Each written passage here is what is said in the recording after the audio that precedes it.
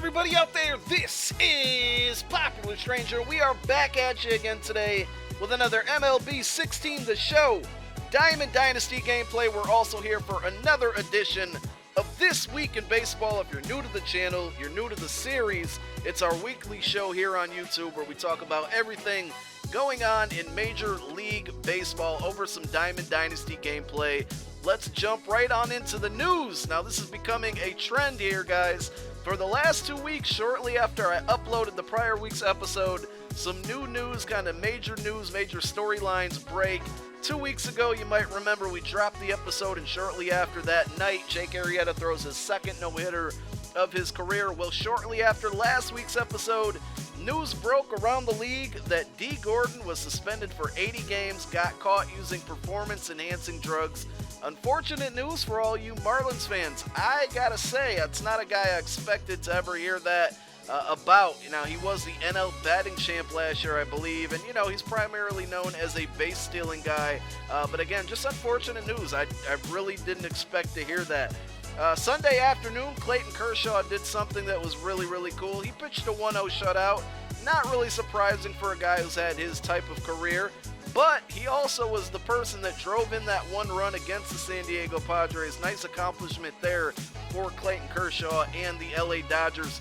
Now, the month of April, the first month of baseball, kind of wrapped up midweek, so we're going to go over the league leaders, and we'll do this each and every month end. Jake Arrieta led the league with 5 wins. A couple other guys were tied with him, like Jordan Zimmerman, who we're going to mention in a moment. David Price had 46 strikeouts to lead the month of April. Trevor Story with 10 home runs. He also tied a record held by Jose Abreu from the Chicago White Sox for the first rookie to hit 10 home runs in his first month, so April. Jose Abreu did it a couple years ago. Story does it this year, also was named the NL Rookie of the Month. Bryce Harper was named the NL Player of the Month. I can't remember off the top of my head who were the AL winners. Apologies for that. Bryce Harper also led the majors with 24 runs batted in April. We mentioned Jordan Zimmerman with his 5 wins. He has a 0.55 ERA. He led everybody in the month of April. He's off to a fantastic start. We mentioned him the last couple weeks. Kenley Jansen from the LA Dodgers led the league in saves with 9 of those in April. And Jose Altuve with 9 stolen bases in the month of April. And then last, batting average with a .423 average. Fantastic young player who got an upgrade earlier this week in the show. Eldemus Diaz from the St. Louis Cardinals. Good to see him playing very well. Cardinals got some really young studs like him and Jeremy Hazelbaker that are producing very much for the St. Louis Cardinals, who keep going up and down, but seem to be scoring a lot of runs this year. Not something that, in my opinion, they really do often. You kind of know them for a really good pitching team who just does enough, but they've been scoring a lot of runs. Let's take a look at the standings. We're a little over a month into the season now, and the San Francisco Giants have a half a game lead on the Dodgers and a 1-game lead on my Colorado Rockies in the NL West. That division is very, very competitive right now. Rockies and Giants have a 4-game series this weekend. Should be very interesting. In the NL East, we got some really, really hot teams right now. Washington's still leading that division with a 19-8 record, but the New York Mets continue to play good baseball, getting great pitching and scoring enough runs. Daniel Murphy still just... He's just beasting. That's all I can really say. Still hitting home runs, still hitting a great average. But the Mets are 17-9, a game and a half back on the Nationals. And we got to give some props to the Philadelphia Phillies, one of the worst teams in baseball last year.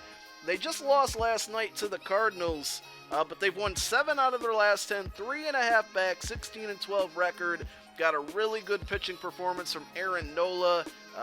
We got they got Vince Velasquez as well. Some young stars there in Philadelphia. Should be fun to watch that team. The Miami Marlins are 9-1 in their last 10 as well. Kind of flying under the radar there. They're playing good baseball, won 2 in a row.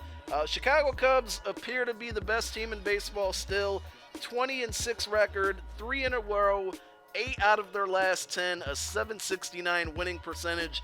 They absolutely destroyed the Pittsburgh Pirates in a 3-game series, which I thought it would be a lot more competitive, and they lead their division already in under 1 month, or I'm sorry, a little over 1 month of playing.